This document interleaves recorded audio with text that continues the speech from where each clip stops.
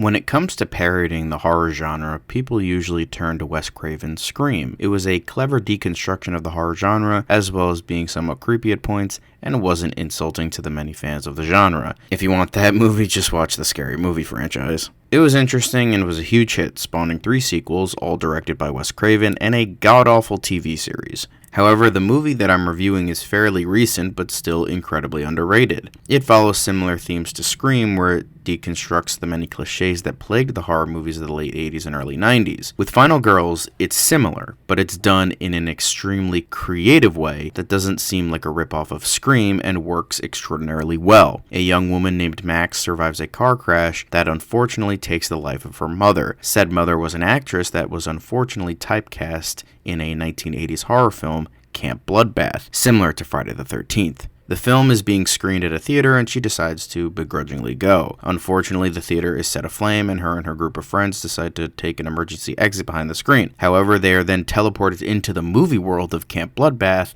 and they have to figure out how to get out. Teleporting into movies hasn't exactly been a new trope, as it was done in the film Last Action Hero. All of the cliches of a great 80s slasher are here. Tragic backstory, unkillable slasher villain, archetypal characters, virgin being the final survivor, and the sex and nudity, despite the film being PG-13.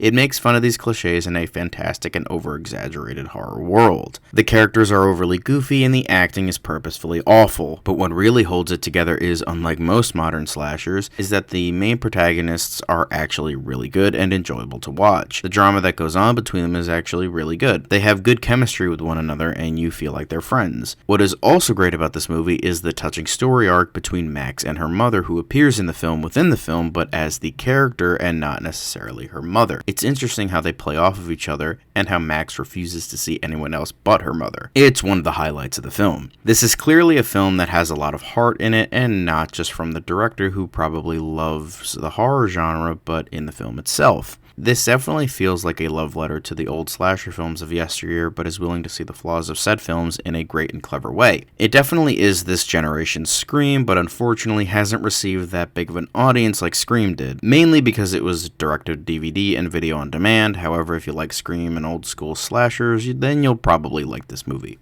Check it out.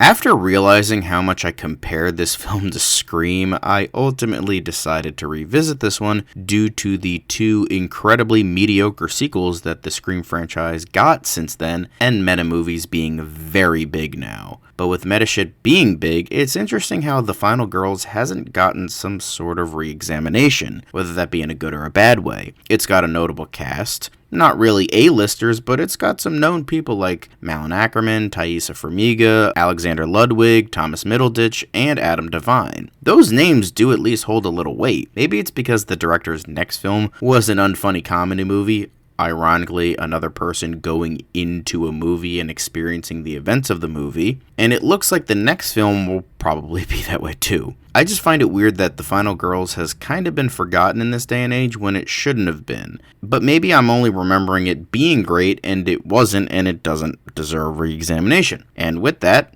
I think it still holds up. The comedy, the drama, and the horror are all great. Maybe it's not as good as I remember it being, as the CGI is really bad and dated, and there is a sense of cheapness to the whole thing. But for the most part, it is still great. You do genuinely feel the drama between characters, and it is plenty believable. Farmiga, Ackerman, and Dobrev all showcase the proper emotional weight with these characters, and you genuinely feel for them. You don't think you'll like Dobrev's character, but you do come around to her by a certain point. Apparently, one of the writers, Joshua John Miller, known as the annoying kid in every 80s movie, was the son of the very famous Jason Miller and wrote this to help him deal with his father's death. And watching it again, knowing this information, you can tell the heart is there when it comes to the relationship between Max and her mother. This, I think, puts it a step above some other meta movies, not just meta horror. But even without the drama, it is still a pretty fun movie. As I said, it pokes fun at 80s slashers, but also celebrates them. Since this was a movie made before the idea of